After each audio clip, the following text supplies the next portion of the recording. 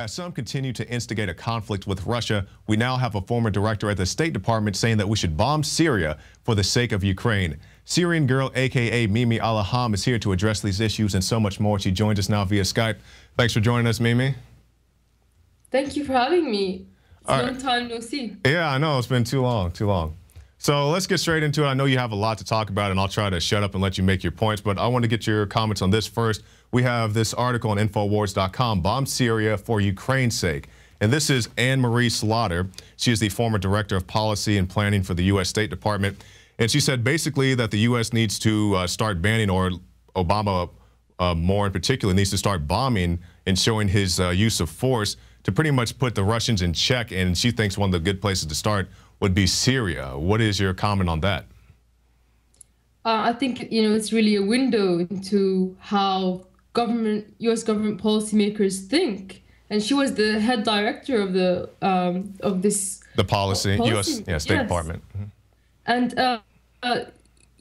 And specifically, she was suggesting to use the humanitarian resolution, the humanitarian relief resolution that was supposed to pressure both sides to break the sieges on the cities that they were holding. So both the Syrian government and the insurgents or Al-Qaeda terrorists have been using siege tactics on the cities that the other person controls.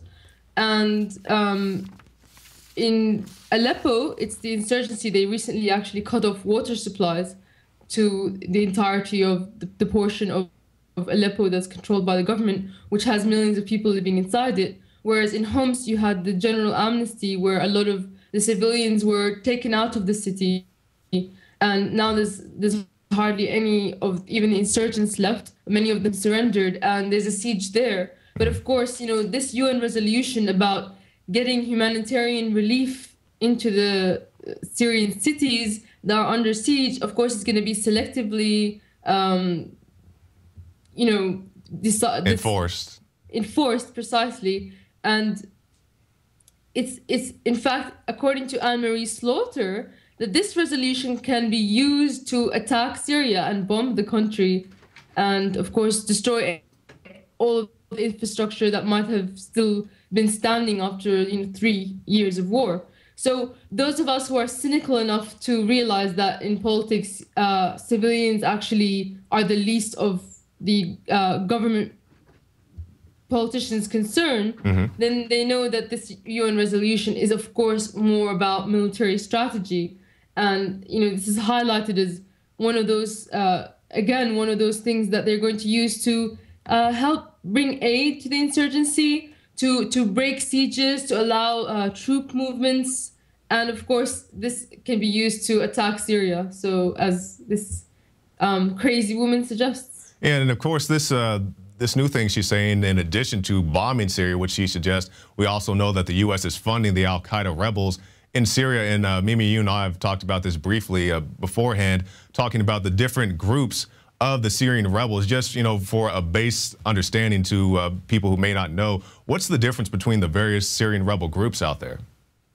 Okay, so the name that people will recognize a lot is the FSA, which is supposed to be the moderate rebels. And notice they don't use the word secular, they use the word moderate, because the FSA is still religiously leaning to this Salafi Wahhabi ideology that Al-Qaeda also holds, but they say moderate because they're willing to work with the United States, openly, whereas Al-Qaeda is more underhand with its working for it. But in fact, this group, this FSA that we've all been talking about for so many years has, in fact, the majority of it have changed to a different group now called the Islamic Front.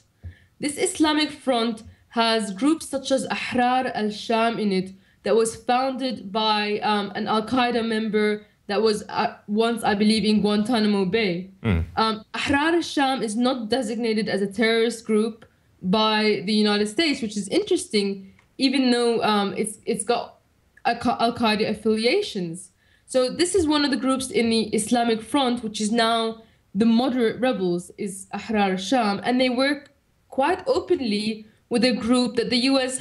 government has designated as Al-Qaeda. They're sort of like the scapegoat group, even though many of the other ones have very much the same tactics and ideology. But Jabhat al-Nusra, the Islamic Front, which is now the main moderate insurgent group, is working openly with Jabhat al-Nusra, aka Al-Qaeda, and we saw this in Kasab. We're seeing it in Homs right now.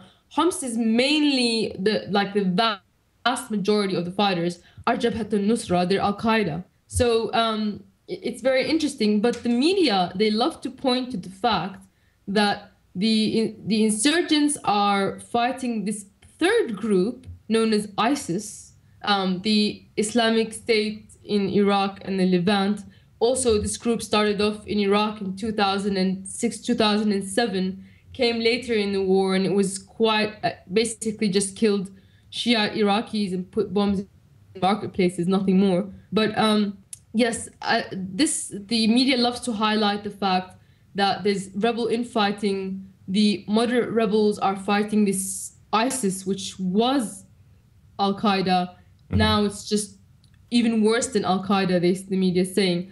But the fact of the matter is, the moderate rebels are working with one faction of Al-Qaeda, Jabhat al-Nusra, against another faction of Al-Qaeda, ISIS, and the media is trying to paint this as moderates versus Al-Qaeda because, of course, the fact that the U.S. has been backing Al-Qaeda has been so discrediting these last 3 years. And it's a big deal. I don't know how the media is where you are, but here in the States, they'll show a video of Al-Qaeda rebels with the black Al-Qaeda flag and then say it's Assad or they say it's some other group when they clearly are flying the flag. They even have little watermarks in the video so you know that it's Al-Qaeda. It's just completely ridiculous. And another thing that's going on, Mimi, I want to get your comment on. We have this article, FBI informant directed hack attacks on Iran, Syria, and Pakistan. Now, Mimi, this is basically an article talking about how these various hacker groups such as Anonymous and LulzSec can be infiltrated because, you know, of course, this organization such as Anonymous, you don't know who's in it, right? So anybody can put on a Guy Fawkes mask and sit on the YouTube screen and just say, hey, I'm representing this agency, I'm representing that agency. And so these guys get infiltrated, and now we see these hack attacks targeting Syria, Iran, and other countries.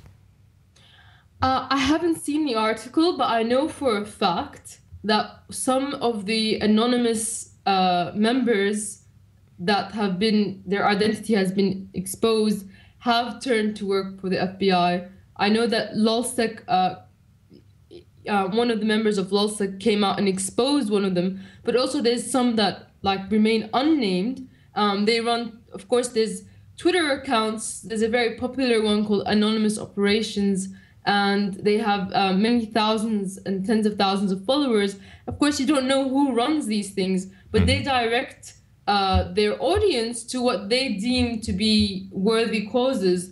And of course, these causes always seem to happen to be ones that the U.S. State Department support as well. Of course. So I know also, I just wanted to make one other point about that when the U.S. State Department, more specifically, when the NSA and the CIA target people and gain information about them from maybe defectors or blackmailing people, and technologically as well, using Google, of course, and Microsoft, as we saw in the leaks that exposed Microsoft by the Syrian Electronic Army.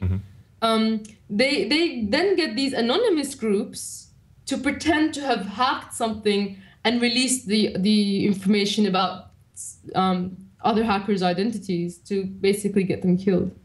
Yeah, I mean, yeah, you know about this as much as we do here in the States, and it's just a whole big deal. And it's because we see all these groups. So that's the problem with these groups, and I said it before, is because you don't really know who's in it. So anybody can be turned, anybody could just say, it could be a straight up FBI agent, somebody who's not even been turned, just gets up there and says, hey, I'm anonymous. You know, and I know we have, you know, many hacktivists, as they like to be called, who do good work, and they're trying to release information, have the Freedom of Information Act and so forth, but you have these problems persist. Now, Mimi, I've been asking the question, so I want you to leave us with just whatever you think is relevant.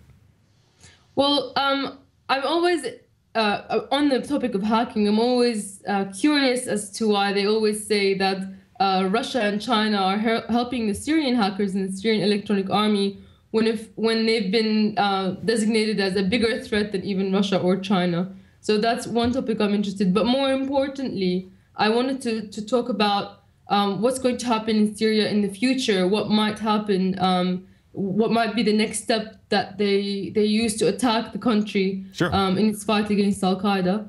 I think that the insurgency is on its last thread. I don't think any weapons that or training that the media is coming out with, the CIA is initiating, etc., is going to affect the outcome.